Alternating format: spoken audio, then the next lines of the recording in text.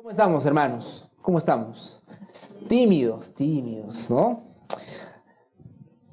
Amén. El día de hoy, mis hermanos, vamos a predicar. Voy a estar predicando Oseas 13, del 12 al 13, por favor. Ayúdenme con vuestro amén si ya estamos ahí. Oseas 13, 12 al 13. Mientras tanto, por favor, animarles a las personas que han llegado tarde. No animarles, indicarles, por favor. Vamos a poner en modo silencio nuestro celular o modo vibrador. Mejor si lo ponemos en modo avión, de manera que no seamos de distracción para nadie, ¿sí? Vamos a estar en Oseas 13, 12 al 13, por favor. Vamos a leer todos juntos. Dice así la palabra del Señor. Perdón. Atada está la maldad de Efraín. Su pecado está guardado. Dolores de mujer que da a luz le vendrán. Es un hijo no sabio, porque ya hace tiempo que no debiera detenerse al punto mismo de nacer. Amén. Esa es la palabra del Señor, mis hermanos. Y ahora lo que vamos a hacer es encomendarnos al Señor, pedir a nuestro buen Dios que nos ayude en este tiempo. Porque siempre es una batalla, mis hermanos, entre lo que dice la palabra de Dios y entre nuestro corazón que no está precisamente dispuesto a escuchar. ¿Sí? Necesitamos a nuestro buen Señor para que nos ayude a escucharlo, a tener un corazón enseñable, a escucharlo en medio de tanto ruido que hay afuera y sobre todo de tanto ruido que hay acá adentro y acá adentro. ¿Sí? Vamos a orar, mis hermanos. Padre Santo, te agradecemos, Señor, este día que nos das. Te agradecemos siempre, en primer lugar, por tu gracia, por tu misericordia, porque mientras más, Señor, tú permites que te conozcamos, más permites que nos conozcamos también a nosotros mismos. Y cuando eso sucede, Señor, entendemos y nos maravillamos cada vez más de cuán grande es tu paciencia, cuán grande es tu misericordia, cuán grande es tu gracia, cuán grande es la cruz de Cristo. Señor, nos acercamos con el corazón humilde. Te pedimos, Señor, que obres en nuestros corazones. Y aún, Señor, te pido por corazones que han venido con soberbia, altaneros, humíllalos, Señor, porque lo necesita. Porque solamente, Señor, un corazón humilde puede escucharte. Ayúdanos, Señor, en este tiempo. Obra poderosamente en tu pueblo. Obra, mi Señor. Te pedimos todo esto en el nombre de tu Hijo Jesucristo. Amén. Empezamos Oseas 13, 12 y dice: atada está la maldad de Efraín, su pecado está guardado. Y aquí, mis hermanos, dice algo que de pronto lo podemos pasar por alto, pero es algo sumamente importante. Es tan importante, mis hermanos, que de hecho este versículo es el corazón de la prédica del día de hoy. Dice la escritura: atada está la maldad de Efraín. Y vamos a ver qué significa eso. Permítame, por favor, leerles en otras versiones para poder entenderlo de pronto un poquito mejor. En otras versiones dice: la perversidad de Efraín está bien guardada. Se ha tomado nota de su pecado. Otra versión dice: la maldad de Efraín está anotada. Fíjense, mis hermanos, cómo las otras versiones lo articulan, porque lo que yo deseo esta mañana que vean es que, ¿qué pasa con los pecados? ¿A dónde van? ¿Qué sucede? ¿Qué hace Dios con el pecado? ¿Qué hace Dios con nuestras perversidades? ¿Qué hace Dios con nuestras maldades? Es precisamente lo que vamos a ver en este momento. Las escrituras dicen, acerca de Efraín y por extensión de todos los seres humanos, la perversidad de Efraín está bien guardada. Se ha tomado nota de su pecado. Otra versión dice: la maldad de Efraín está anotada. Su pecado ha quedado registrado. Y otra versión dice: la culpa de Efraín ha sido reunida y su pecado está almacenado para el castigo. Hermanos, este versículo es un golpe seco a nuestra ilusión de que el pecado se desvanece con el tiempo. Y acá las escrituras, mis hermanos, nos muestran que el pecado no simplemente se comete y desaparece. El pecado no simplemente se comete y esperas un poco más de tiempo, esperas que se te pase la culpa, y esperas que se te pase el mal sabor de boca y el pecado va a pasar. Las Escrituras, mis hermanos, nos muestran que no es así. El pecado no se evapora, no se disuelve como el humo. Dios lo guarda. Dios lo guarda. Es como lo articulan las Escrituras. La palabra hebrea atada que tenemos el día de hoy describe algo envuelto, empaquetado, sellado con cuidado.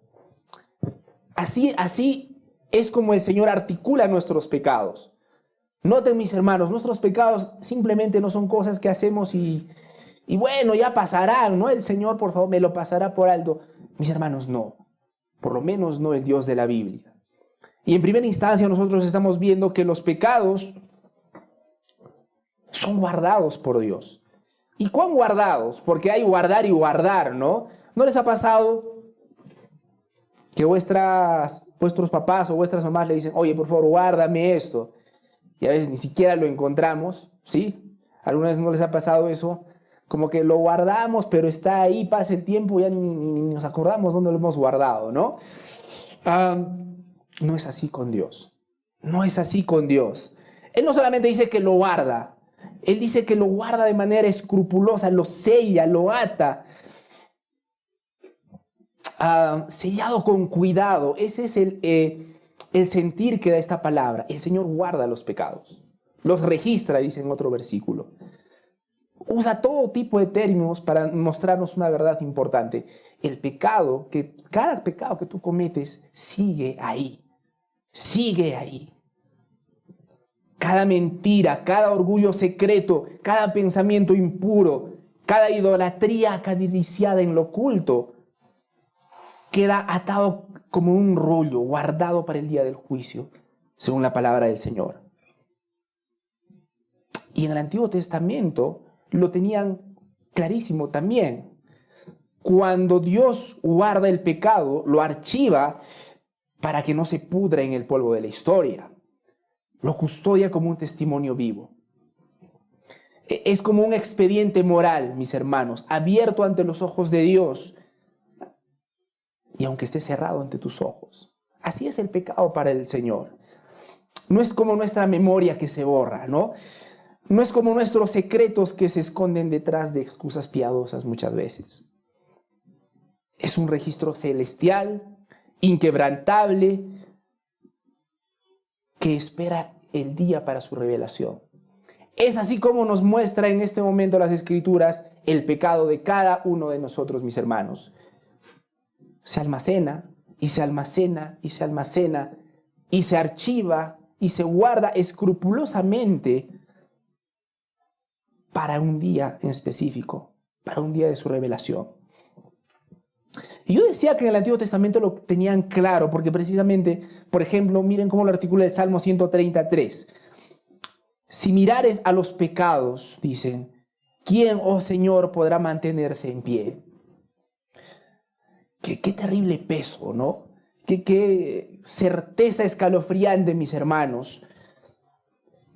Cada pecado no confesado, insisto, no se olvida, se atesora.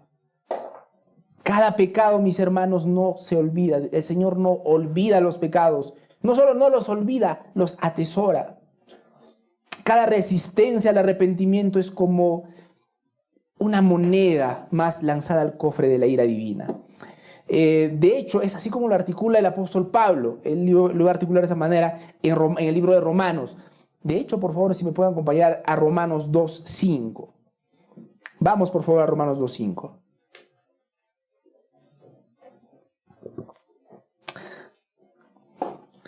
Interesante.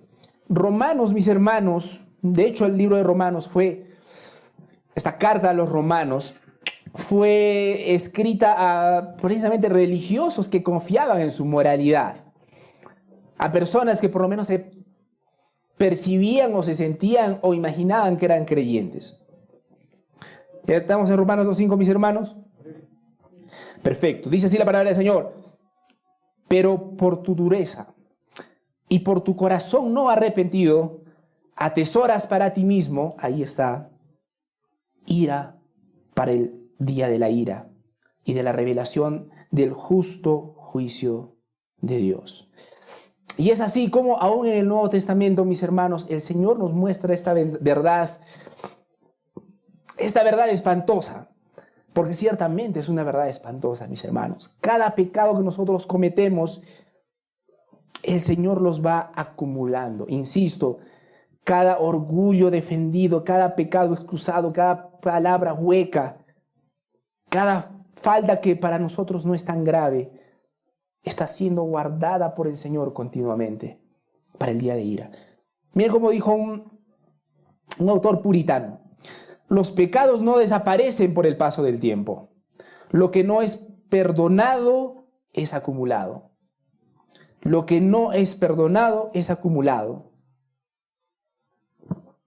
Así que es lo primero que nos muestran las Escrituras. Nuestros pecados están siendo acumulados. Y el gran problema es por quién están siendo acumulados. Por Dios mismo. ¿Por quién está tomando registro de nuestros pecados? Nuestro Creador, Dios el Todopoderoso. En el Antiguo Testamento, insisto, también lo tenían clarísimo. Por esta razón se instituyó un elaborado sistema de sacrificios, especialmente los holocaustos. ¿Lo recuerdan, mis hermanos? Y estos holocaustos no eran simplemente ofrendas rituales, eran actos solemnes. Eran actos solemnes y cruciales para buscar esta palabra que se buscaba antes y se busca el día de hoy: perdón. Cuando un israelita pecaba, ¿qué hacía? Traía un animal sin defecto al sacerdote, ¿sí? Ponía sus manos sobre la cabeza del animal, simbolizando la transferencia de su pecado, y luego el animal era sacrificado y su sangre derramada. La vida del animal era entregada como sustituto por la vida del pecador, ¿no? Se entendía que la sangre que representaba la vida era el medio para hacer expiación o el medio para cubrir el pecado ante Dios. Ahora, estos sacrificios se repetían una y otra vez, ¿no? Había ofrendas de todo tipo, había ofrendas diarias, semanales, mensuales, y de hecho también había el gran día de la expiación, ¿no? Cuando se hacían sacrificios especiales por los pecados de toda la nación. Entonces, cuando los israelitas en el Antiguo Testamento hacían estos sacrificios constantes, nos mostraban dos cosas importantes. Dos, mis hermanos. En primer lugar, la seriedad del pecado. El Señor desde el inicio mostró lo serio que era el pecado. Cada vez que se derramaba la sangre de un animal, se recalcaba que el pecado tenía consecuencias graves y que requería un precio. Pero en segundo lugar también, estos continuos sacrificios nos mostraban otra cosa: la limitación de estos sacrificios. ¿A qué me refiero? La necesidad de repetir una y otra vez estos sacrificios demostraba que los sacrificios de los animales no podían eliminar el pecado de forma definitiva ni cambiar el corazón de una persona. No por lo menos desde la raíz. Estos sacrificios que hacían en el Antiguo Testamento eran una sombra de algo más profundo que iba a venir más adelante, de algo mucho más grande, mucho más perfecto. Eran la sombra del sacrificio perfecto en realidad.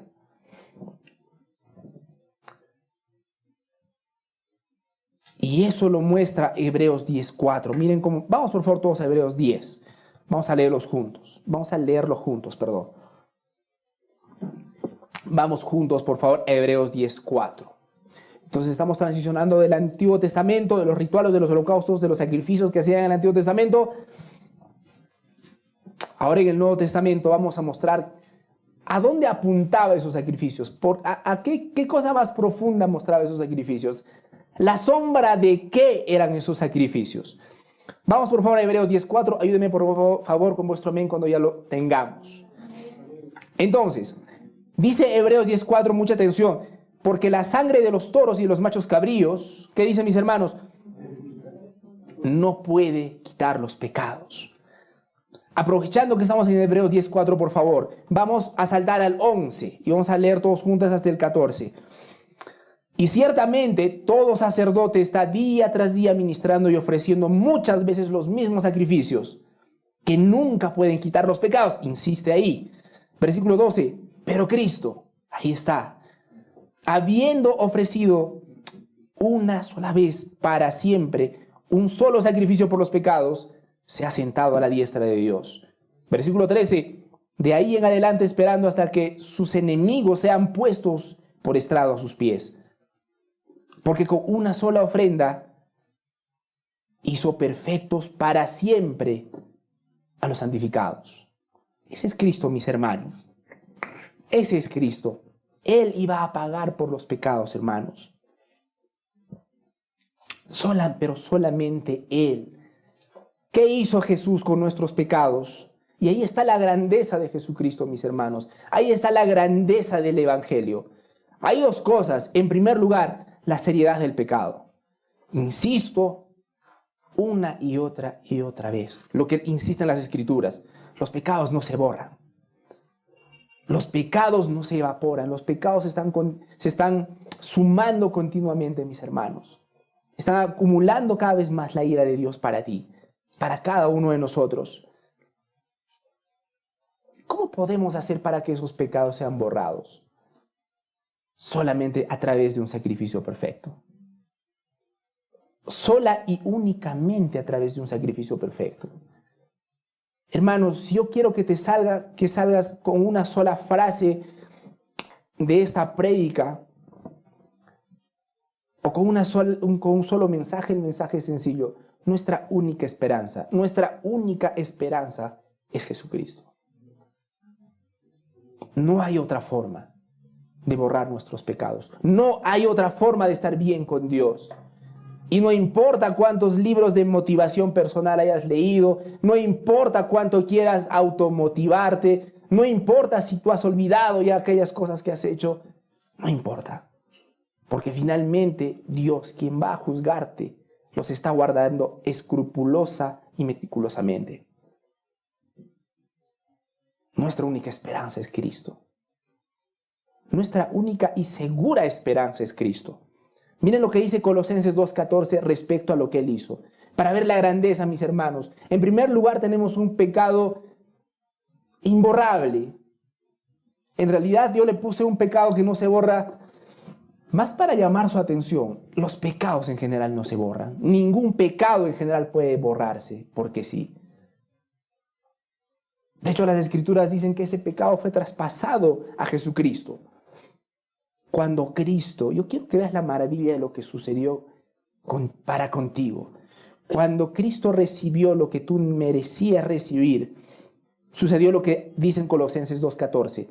Acompáñenme por favor a Colosenses 2:14. Un poquito como para que veas dónde estás ahora delante de Dios o con Dios si estás en Cristo. Un poquito para que veas dónde estamos. Colosenses 2:14 dice así la palabra del Señor. Anulando el acta de decretos que había contra nosotros, que nos era contraria, quitándola de en medio y clavándola en la cruz. Ese es nuestro Señor.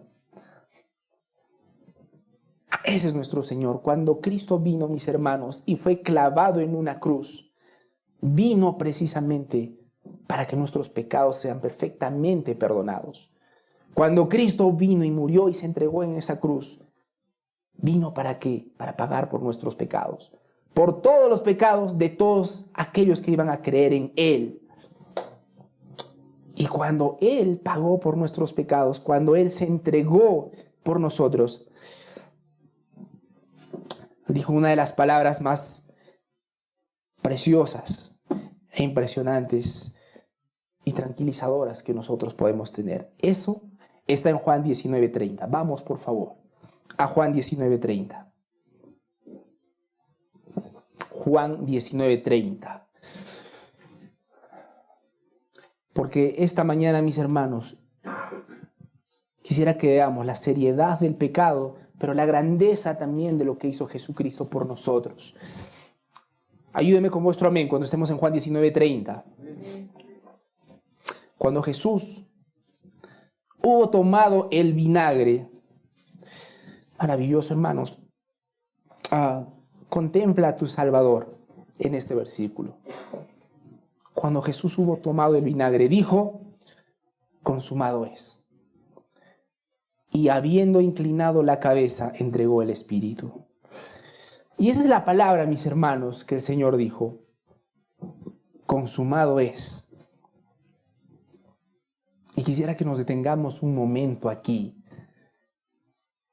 Allí colgado,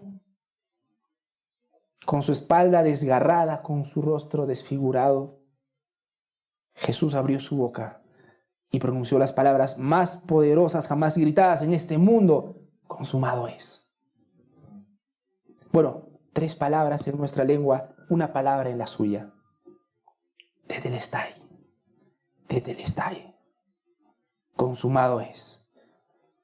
Lo que ningún altar terrenal pudo borrar, lo que ningún sacerdote de carne y hueso pudo limpiar completamente, Él lo quitó con su sangre perfecta. Mis hermanos, qué ironía en ese momento, lo que están viendo vuestros ojos, mis hermanos. Allí donde colgaba el cordero inmolado, colgaba también el acta de nuestros decretos. La lista interminable de culpas que estaba atada, guardada y sellada, como estábamos viendo hace un momento. Cada mentira, cada traición, cada pensamiento impuro, todo estaba allí, grabado en la copa que Él bebió hasta la última gota por nosotros. Cuando Cristo, hermanos, dijo consumado es, no estaba rindiéndose, estaba proclamando victoria. Porque la deuda fue pagada, el registro fue cancelado, la ira fue absorbida, el diablo fue vencido, el pecado fue vencido.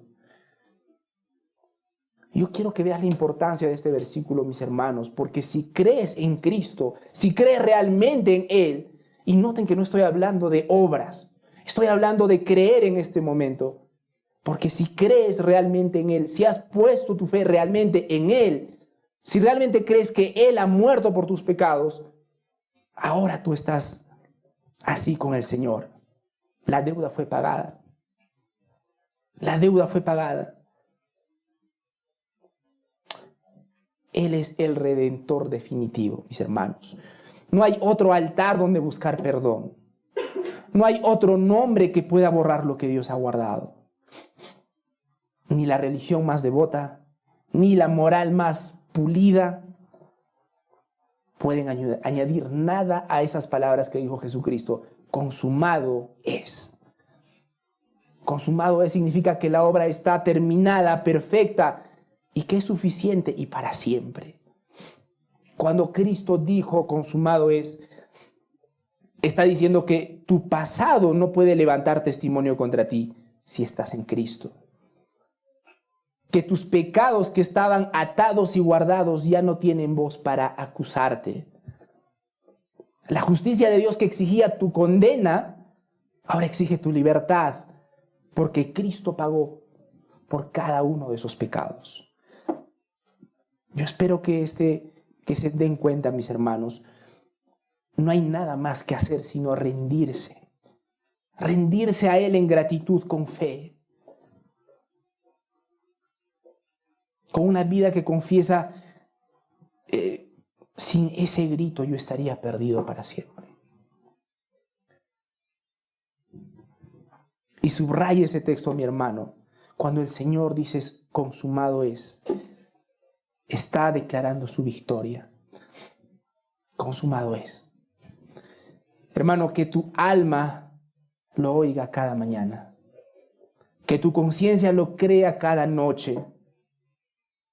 Y que tu corazón lo cante hasta el día que lo veas cara a cara. Ahí estamos en Cristo, mis hermanos.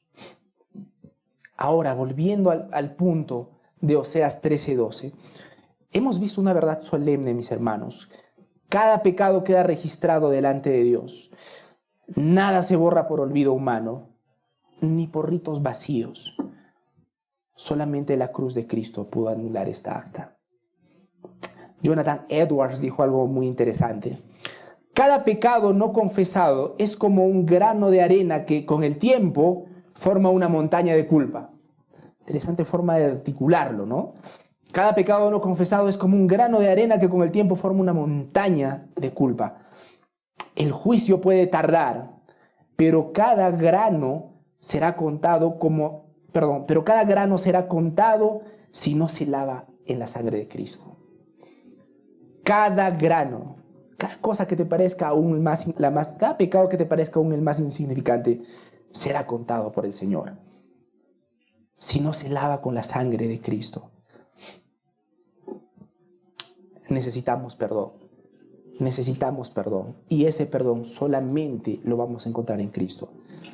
Quiero detenerme aquí porque yo no sé cuál tú consideres que es tu necesidad, insisto. Y muchos dirán, bueno, mi necesidad es que necesito más dinero, mi necesidad es que necesito más tiempo, mi necesidad es que necesito solucionar este problema con mi familiar, con mi pareja, etc. Pero pocos, discúlpenme, pocos llegamos a la conclusión, necesito perdón. ¿Hay alguien que conocen muchas personas que lleguen a ese punto de decir, soy alguien que necesita perdón? Y es que somos seres que necesitamos perdón. Y ese perdón solamente lo podemos encontrar en Cristo Jesús. Insisto, solamente en Cristo Jesús. No basta con decir simplemente, desde ahora me voy a esforzar por ser una buena persona. Eso hará, discúlpame, que tus pecados sean borrados de ninguna manera. Solamente podemos encontrar perdón en Cristo. Yo no me puedo perdonar mis pecados. Yo no me puedo perdonar a mí mismo lo que hice. Eso no cambia nada. Necesitas el perdón de Cristo. Y no importa cuánto tú quieras perdonarte a ti mismo, necesitas el perdón de Cristo. Y no importa cuál creas que es tu necesidad, necesitas perdón. Y solamente lo puedes encontrar en Cristo. Y para aquellas personas que atesoren en su corazón la esperanza, bueno, yendo a la iglesia, tengo que ir a la iglesia más seguido, ahí voy a encontrar perdón. Y los rituales vacíos, la religiosidad tampoco da perdón a nadie, mis hermanos. Solamente Cristo. Solamente Cristo. En el Antiguo Testamento ellos sabían que necesitaban perdón. Y sabían que el Señor iba a proveer ese perdón. Pero ¿qué hicieron? Mis hermanos, ¿qué hicieron? El libro de Oseas nos da una imagen desgarradora de cómo se ve esto delante de Dios.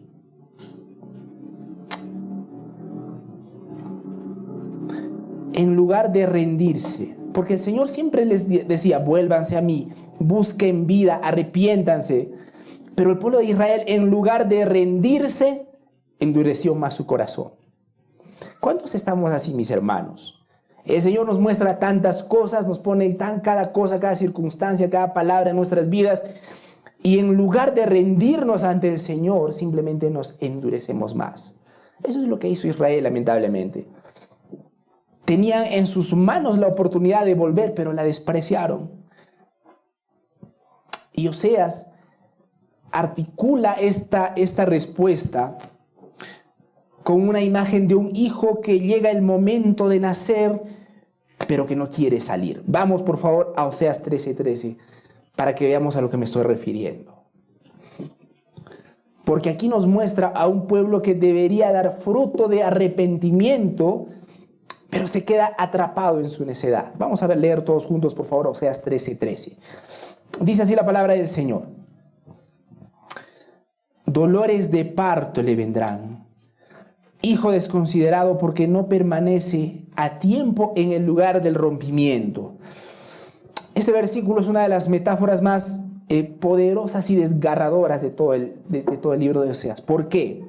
Porque utiliza una imagen de la mujer en trabajo de parto. Bueno, hay dos cosas. En primer lugar dice, dolores de parto le vendrán. Está hablando, por un lado, sobre el juicio que el Señor va a traer por causa del pecado. Dolores de parto, que nosotros sabemos, bueno, los varones en teoría, que los dolores de parto no son precisamente una cosquilla, ¿verdad? Nuestras hermanas que son mamás, entenderán y nos podrán explicar muchísimo mejor cuán doloroso es aquello. Pero el Señor muestra, cuando dice dolores de parto, que iban a venir momentos de juicio. Dios está a punto de traer juicio a Israel. Ahora, lo interesante es que un dolor de parto es doloroso, ¿verdad? Es doloroso, pero después de dar a luz, sigue doliendo. Y más aún cuando ves a tu hijo en brazos, ¿seguirá doliendo? Se nota que el 2% de la audiencia no son mamás. Digo, son mamás, perdón. Vamos por favor a Juan 16, 21, para ver qué nos está queriendo decir un poco la palabra del Señor. Vamos a Juan 16, 21. Ayúdeme con vuestro amén. Dice así la palabra del Señor en Juan 16, 21. La mujer cuando da a luz tiene dolor, porque ha llegado su hora, pero después que ha dado a luz a un niño, ya no se acuerda de la angustia, por el gozo de que haya nacido un hombre en el mundo. Ahí está. Lo que en teoría debería suceder es que después del dolor viene la alegría, después del dolor viene el gozo inclusive. Y es que, mis hermanos, el Señor iba a infligir dolor a su pueblo, pero ¿con qué intención? Con la intención de que ellos se arrepientan finalmente. Es decir, iba a infligir dolor, pero era un dolor con propósito. Porque el dolor, aunque Dios permite en nuestras vidas, es un dolor con propósito. Y el propósito no es algo místico. El propósito es que busca tu arrepentimiento. Busca que tú te acerques a Él. Busca que esa comunión sea restaurada. Así que cuando el Señor te inflige dolor, que va a doler en este momento, pero luego ese dolor te lleva al arrepentimiento y ese arrepentimiento te lleva a renovar esa comunión con Dios, el dolor del pasado queda completamente olvidado, porque ahora estás en comunión con Dios, ¿sí? Pero miren lo que muestra el libro de Oseas en este momento. Dice que es como un bebé y está a punto de nacer, ya debería nacer, y están los dolores de parto, todo su cuerpo está preparado para que ese bebé nazca, pero el bebé no quiere acomodarse y no quiere nacer. Eso es lo que nos está mostrando la palabra del Señor hoy día. Es como si lo que nos muestra, es que el Señor permitió dolores y aflicciones en su pueblo para crear arrepentimiento, pero lejos de arrepentirse, simplemente se comportaron como un bebé que tenía todas las condiciones para nacer, pero él no quería acomodarse para nacer. En lugar de que ese niño nazca, tenemos a un hijo desconsiderado, como dicen algunas versiones, a un hijo no sabio, dicen en las otras. En otras versiones dicen una criatura necia, un hijo insensato. Miren cómo lo dice para que lo entendamos un poco mejor. Llegan los dolores de parto, acerca de Oseas 13:13. Llegan los dolores de parto, pero él es una criatura necia. Cuando llega la hora del parto, no se acomoda para salir. Otra versión dice, el sufrimiento ha llegado al pueblo como dolores de parto, pero son como un bebé que se resiste a nacer. El momento de nacer ha llegado, pero siguen en la matriz. Esos sufrimientos, mis hermanos, debieron terminar en arrepentimiento. Juan Calvino dijo algo sumamente interesante. Dijo, la misma vara con que Dios golpea a sus hijos para corregirlos, hiere en vano a los impíos cuando persisten en su dureza. Lo que debería humillarles solo aumenta su ceguera y su ruina. Y ahí está la diferencia, mis hermanos. Cosas difíciles les pasan a los creyentes y a los no creyentes. Siempre. La diferencia es cómo lo van a tomar, cómo van a reaccionar. Finalmente, el creyente, el Hijo de Dios, va a humillarse ante Dios. Pero ¿saben qué va a pasar con un incrédulo? Se va a ofender contra Dios. Y aunque no lo va a reconocer así, está profundamente ofendido. Señor, ¿por qué tantas aflicciones en mi vida? ¿Por qué a mí? Y es que, mis hermanos, lamentablemente, para un corazón no regenerado, las pruebas simplemente endurecen más su corazón. La misma prueba, mis hermanos, las mismas dificultades, las mismas tristezas, generan cosas diferentes de acuerdo en donde caigan. Y por supuesto que mi pregunta es, ¿cómo estás reaccionando ante las dificultades de la vida? ¿Están haciendo que te humilles más ante Dios? ¿O te están convirtiendo en una persona más amargada en realidad? Ay, si a mí no me hubiese pasado eso, ¿cómo estaría mi vida? No somos tan buenos como pensamos, mis hermanos. Y no somos tan merecedores de tantas cosas como en el fondo de nuestro corazón pensamos. Merecemos mucho, mucho, mucho menos de lo que imaginamos, queridos hermanos. Pero el Señor, volviendo al punto, permite las aflicciones para que lo busquemos. Permite las aflicciones para que nos arrepintamos. Las permite. Israel recibió dolores de parto, pero fue un hijo sin sabiduría. Cuando llegó la hora de nacer, se resistió. Y así, lamentablemente, muchos viven hoy, bajo disciplina o sufrimiento. Y aquí está la tristeza, pero sin fruto de arrepentimiento.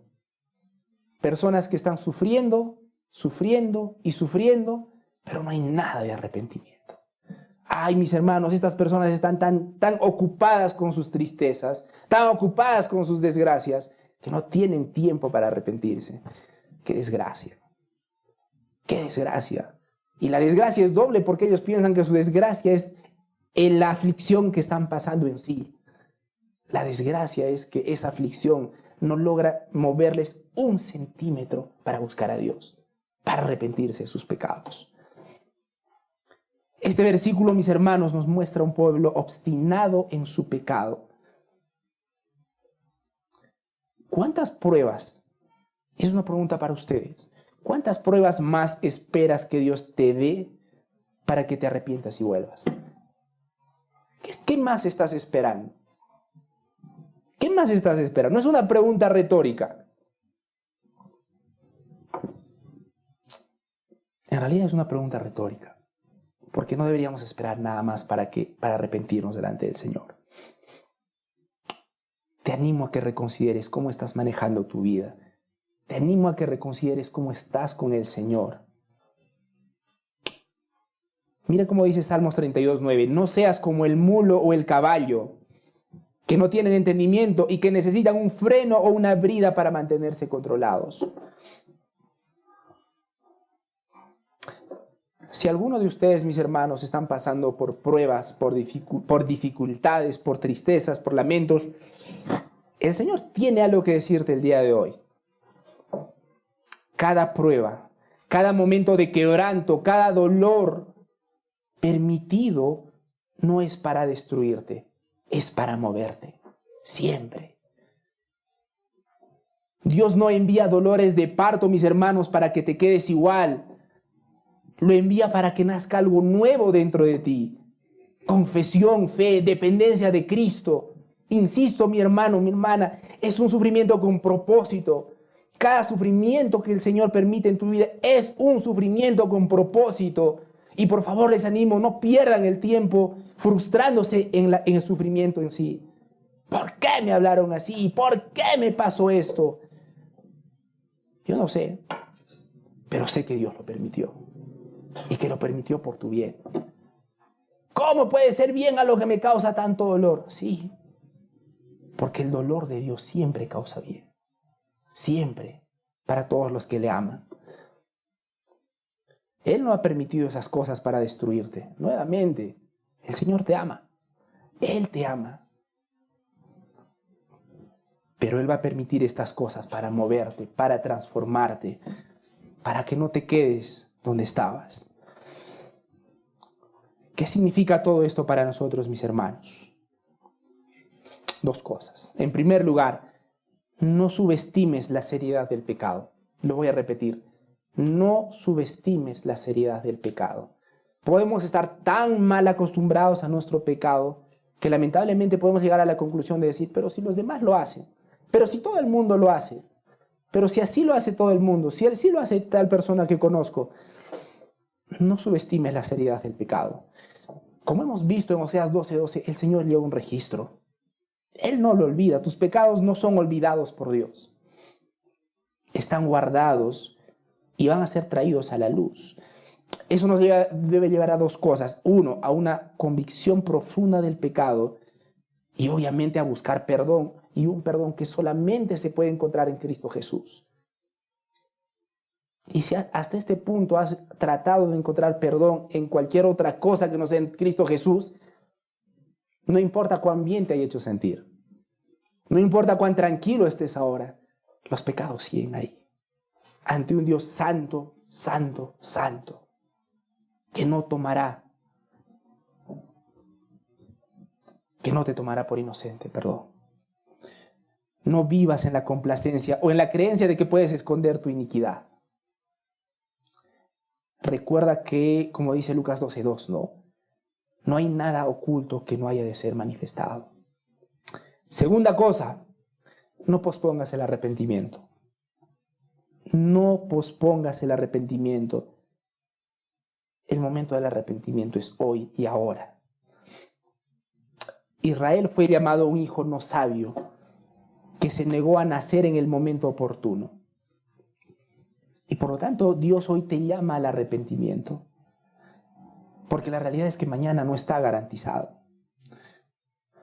La obstinación solo conduce a mayor sufrimiento y eventualmente a un juicio más severo. Si estás experimentando la angustia o las señales de disciplina divina, tómalas como un llamado urgente de volverte a Dios. Tómalas como lo que son, cosas que Dios permite para tu vida, cosas que Dios permite por amor a su nombre, pero también por amor a ti. Y quisiera culminar, mis amados hermanos, con algunas preguntas para reflexionar. En primer lugar, ¿hay pecados que estás intentando esconder o justificar pensando que nadie lo ve? ¿Hay pecados que estás pensando esconder o justificar pensando que nadie lo ve, cuando en realidad están atados y guardados delante de Dios? Piénsalo. ¿Qué cuentas secretas estás acumulando mientras Dios te llama a confesar y ser libre?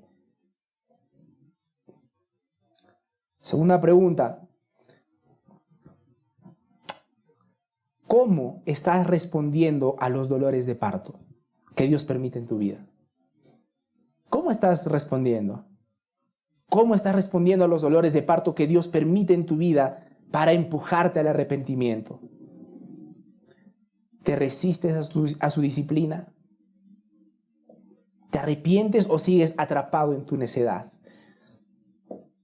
¿O estás permitiendo que ese dolor te lleve a una nueva vida en Cristo? ¿O estás permitiendo que ese dolor por fin te haga libre? Y como estábamos hablando, me parece que en la reunión de varones, esa libertad que solamente puedes encontrar siendo esclavo de Cristo, pero solamente de Cristo. Última pregunta. Si hoy Dios revisara tu corazón, ¿vería un hijo sin sabiduría, como hemos visto en Oseas 13:13, atrapado en su dureza? ¿O encontraría un corazón que se rinde y confía solamente en el Redentor que dijo consumado es? Porque ese es el inicio, mis hermanos. Ese es el inicio de nuestra vida cristiana, nuestra confianza en Cristo. El inicio de nuestra vida cristiana no es cuán morales somos, cuán bien nos estamos portando, y deberíamos portarnos de una manera digna a nuestro llamado, como dicen las Escrituras. Pero el inicio no son nuestras obras. Si esta semana me estoy portando un poquito mejor y estoy controlando mi vicio, si estás pensando eso en este momento, he fracasado en la prédica. En serio. Porque el punto de inicio no es cuán bien o cuán mal te estás portando, sino dónde está tu confianza. Si en Cristo o en cualquier otra cosa. Y no importa cuánto lo quieras llamar. Autodeterminación, motivación. Si no es Cristo, no es nada, mis hermanos. Entonces, mis hermanos, el día de hoy hemos visto una verdad que no se puede ignorar. Cada pecado, cada pensamiento rebelde, cada acto de idolatría queda registrado delante de un Dios santo. No importa cuán profundamente lo entierres, cuán cuidadosamente lo escondas de otros. Si no es confesado y entregado a Cristo, permanece atado y guardado como un testigo contra ti. Dios en su fidelidad no dejó a Israel sin advertencia. Les mostró su maldad atada, les envió dolores como mujer de parto, les dio oportunidades para volver. Pero lamentablemente, como hemos leído, Efraín fue un hijo sin sabiduría. Cuando llegó la hora de nacer, prefirió quedarse atrapado en su necedad.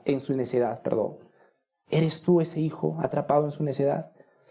Porque la desgracia de ese bebé, de esa metáfora, es que aunque hubo dolor, al final no hubo gozo de una nueva vida. Solamente hubo más dolor. Y eso es lo triste. Solamente va a haber más dolor. No repitas ese patrón. No endurezcas tu corazón cuando Dios permite dolores santos que quieren llevarte a un nacer nuevo. No guardes, no escondas, no guardes lo que Dios quiere perdonar y borrar para siempre. Hoy el Evangelio te dice, la sangre de Jesús no cubre a los orgullosos que se justifican, sino a los humildes que se humillan y confiesan su necesidad. Como dice la palabra de Dios, Dios resiste a los soberbios. En Santiago, esto es Santiago 4:9. Dios resiste a los soberbios, pero da gracia a los humildes. Hoy es el día. Busca a Cristo de todo corazón. Confiésale tus pecados y Él lo promete. Él es fiel y justo para perdonar. Vamos a orar. Padre Santo, te agradecemos este tiempo que nos has dado para explicar, para expresar un poco, para exponer tu palabra, Señor. Ayúdanos a recordar que tú no pasas por alto el pecado.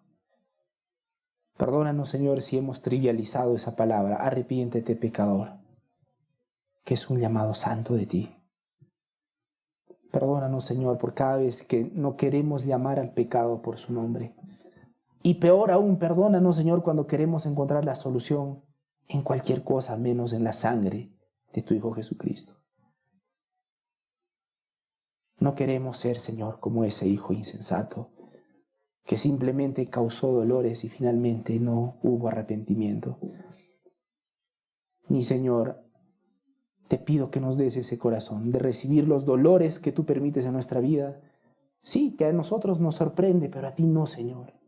Que a nosotros nos puede tomar por sorpresa, pero a ti no. Que recordemos, Señor, que tú permites todas las cosas porque nos amas. Ayúdanos, Señor, y perdónanos si tenemos un corazón quejumbroso. Perdónanos, Señor, si hasta el día de hoy hemos vivido ensimismados en nosotros mismos. Ayúdanos, Padre Santo, a poder darle gloria y honra a tu nombre, recordando quiénes somos ahora en Cristo, y que aún nuestros más profundos dolores tienen un propósito eterno.